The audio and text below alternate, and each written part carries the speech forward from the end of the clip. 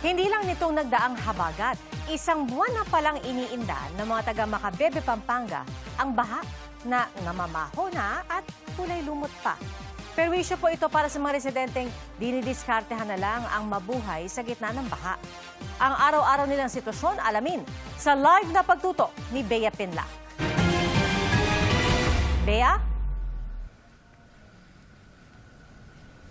Pia, maghapong pabugso-bugso ang buhos ng ulan dito sa Macabebe, Pampanga. Pero sabi ng mga residente, umaraw man o umulan, matagal na nilang problema ang matinding pagbaha.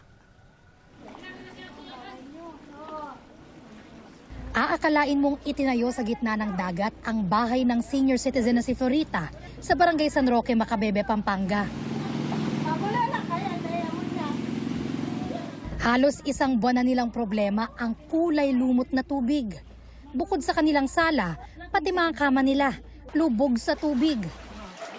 Ngayon, nakikitira sila sa kabilang bahay na may ikalawang palapag. Wala kang magawa. Nagaganyan lang, di ba? Siguro, matatapos din to, di ba? Nababad na rin sa baha ang unang palapag ng bahay ni Marvin. Gumawa na siya ng tulay na diretso sa second floor. At least hindi na yung katulad dito. Kasi pag diyan ka dumaan, pati yung lahat ng amoy niyan, nasa iyo na rin eh. Medyo mahirap. Wala na, talagang pasira na yan. Pabigay na yan. Pero nadadaanan pa yan. Kung hindi lulusong sa lagpas tuhod na baha, dumidiskarte na ang mga residente para makalabas-masok ng barangay. May gumagamit ng inflatable bed, sumasakay ng bangka, o pinataasan na ang mga tricycle. Malaking tubig eh. Walang hanap buhay kung hindi tataas. Pag hindi na kaya, wala na. Bangka na. Paralisado rin ang mga negosyo. Apektado lahat. Lahat ng may nagtatrabaho, walang income. Kung hindi ka gagawa ng sariling diskarte, hindi mo naman pwedeng pabayaan yung pamilya. Ayon sa Macabebe LGU, ito ng pinakamataas na bahang naranasan nila ngayong taon. May mga barangay na talagang hindi na nasisilayan ng mga kalsada. Geographically, kami yung nasa baba ng Pampanga River. So kahit tumigil na yung ulan, yung tubig galing sa upstream, continuous yung pagbaba nun. Yung town namin is affected ng land subsidence. Year on year, bumaba yung lupa namin. So yung tubig, yung tubig talaga is nag-i-stay na sa amin. Hindi na siya nawawala. Yung mga river system namin, silted din dahil sa pagputok ng pinatubo before, which is until now yung lahar, bumababa pa rin po sa amin. Nakikipag-ugnayan na ang Macabebe LGU sa private sector at DPWH para sa dredging ng bahagi ng Pampanga River. Pero humihingi rin sila ng tulong sa national government. Sana magkaroon ng comprehensive study sa yung pagbaba ng lupa at saka yung management ng tubig upstream para hindi kami ganong affected sa baba. Kasi ever since ma'am, annually, naging part na ng buhay namin yung bahay. But ngayon, mas lumalala ngayon. Bagamat ito na ang kinalakhan ng mga residente, hindi nila hangad na ipamana sa mga anak at apo nila ang pamumuhay sa baha. Nag-invest sila ng mga for the future ng mga anak nila sa ibang lugar na hindi na dito sa Macabebe. Pero gusto pa rin namin dito. Ang national dapat silang gumawa ng paraan, no? Para magkaroon ng ng labasan yung tubig. Yung forever solution, hindi kasi pwede yung tambak lang ng tambak sa daan, tambak. So kawawa din yung mga may bahay. No? Pero ang iba, tila nawalan na ng pag-asa.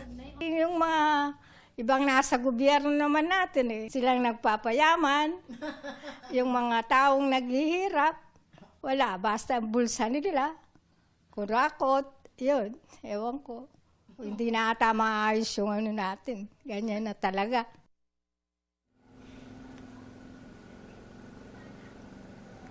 Pia, may alok naman na libreng sakay ang Macabebe LGU para sa kanilang mga residente. Yung mga ganitong pag-ulan, Pia, bagamat pabugso-bugso at mahina hanggang sa katamtaman, ay dagdag pangambayan sa mga residente na baka matagalan pa bago tuluyang humupa o mabawasan man lang ang pagbaha sa kanilang lugar.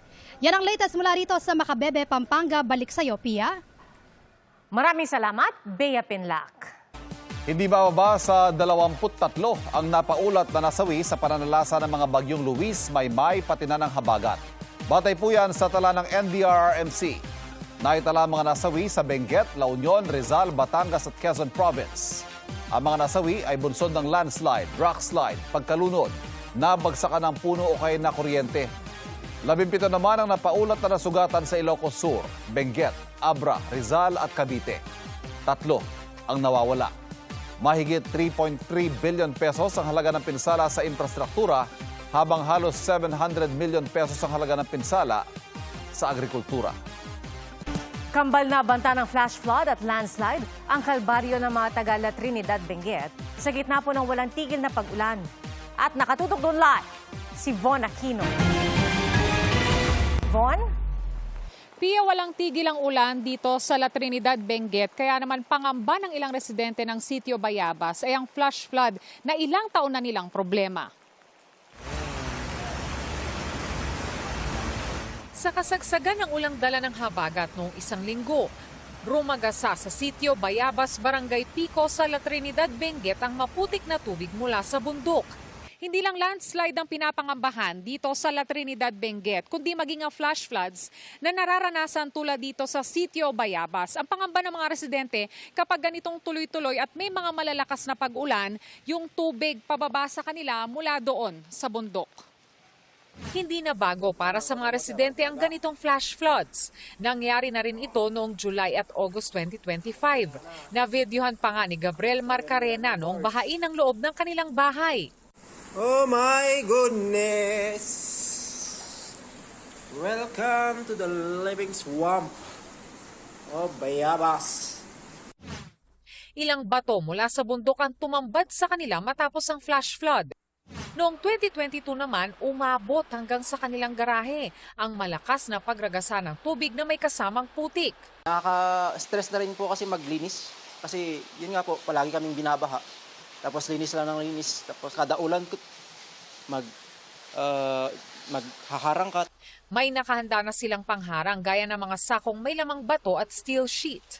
Pag umaapaw na po yung tubig, parang sabihin mo 30 minutes na malakas yung ulan. Si Jonah handa na ang go bag sakaling kailanganin lumikas. Mahirap kasi hindi ka makalabas. Ayon sa residenteng 4 na dekada nang nakatira rito, hindi gaanong malakas ang ragasan ng tubig noon. Noon kasi, noong 1990s, 2000, wala pang ganong mga bahay. Pero ngayon, marami ng bahay. Siyempre, nasara na yung daluyan ng tubig. Nababara, kaya naiipon yung tubig bago bumaba. Yung tubig, kaya malakas na yung tubig. Sabi rin ng mga residente, pinalaki na nitong Hulyo ang drainage sa kanilang lugar. Kaya ang flash flood daw noong nakarang linggo, hindi na singlala ng baha noong 2022 at 2025.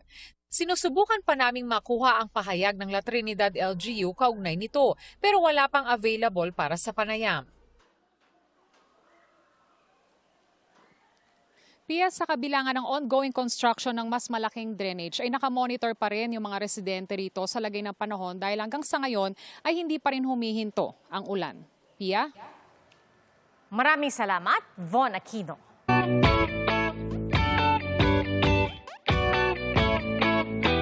Kakulangan sa disiplina ang itinuturong dahilan ng MMDA kaya't bumulaga ang toneladang basura sa Parañaque kamakailan. Pero para po sa isang grupo, hindi lang ang mamamayan ang may responsibilidad sa basura. What you think? Paano ka nga ba magiging bahagi ng solusyon sa problema sa basura? Nakatutok si Maki Pulido. Bago muling nakita ang tubig sa Redemptorist Water Channel sa Parañaque, nahakot mula rito ang basurang katumbas ng mahigit 70 garbage truck. Galing ito sa iba't ibang lugar matapos ang ilang araw na pag-uulan. Pinapakita lang talaga na grabe na talaga ang sitwasyon ng basura natin. Garbage crisis na talaga to. Ang problema sa basura, sinisisi ng MMDA sa kawalan daw ng disiplina. Ang nagiging problema po namin ay yung kawalan ng disiplina ng ilan nating mga kababayan na diretso po nagtatapon sa waterways, sa drainage, sinisingit po yung mga basura na siya pong nagiging sanhi ng pagbabara at flash flood. Pero ayon sa Eco Waste Coalition, komplikado ang problema sa basura para isisi sa isang bagay lang. Sabi nila, magandang Solid Waste Management Act pero hindi na ipatutupad. Mula sa mga bahay, segregated o naipaghiwalay na dapat ang mga basura para kapag kinolekta ito, hindi lahat ng basura itatambak sa sanitary landfill. Ang kaso, magsisegregate ka nga, halo-halo rin kung kolektahin. Ang laki-laki ng budget ng mga local governments, nasa milyon at bilyon, no? Ang budget nila sa basura, no? Pero bakit mayroon pa rin hindi nakukulit sa house? O kaya ay nakutulog naman, saan naman nila dinadala?